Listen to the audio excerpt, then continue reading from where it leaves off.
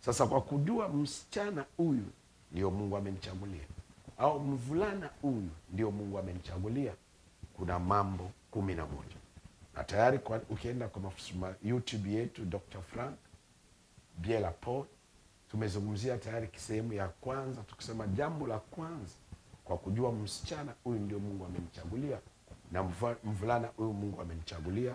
Tulisema pointi ya kwanza, tulisoma katika kitabu ya Mwanzo 2:18, tukasema Mungu alihakikisha amemuumba mwanaume kwanza na baadaye ndio akaja kuumba mwanamke. Lakini tulisema samaki, dike na dume wote waliumbwa siku moja. Nyama, dike na dume wote waliumbwa siku moja. Ndege, dike na dume wote waliumbwa siku moja. Lakini kwa mwanadamu ilifanywa kwamba ni mwanaume aliumbwa kwanza.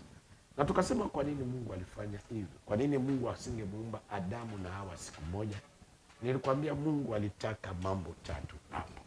Pointi ya kwanza, tukasema Mungu alitaka mwanaume akuwe mkubwa kushinda mwanamke. Tukasema ndoa sahihi ya Kikristo ndio ya mapenzi ya Mungu. Lazima mwanaume akuwe mkubwa kwa mwanamke. Na ndio Biblia inasema Ibrahim alikuwa na miaka 100 na Sara alikuwa na miaka 90. Na ndoa yote yenye mwanamke ni mkubwa kushinda mwanaume ni ndoa kasoro isiyofanana na neno ya Mungu. Na nikakwambia kwa nini Mungu alifanya hivyo. Mungu alijua atapomuumba mwanamke atamuumba na mwili ya kukua haraka na atamfikia mwanaume.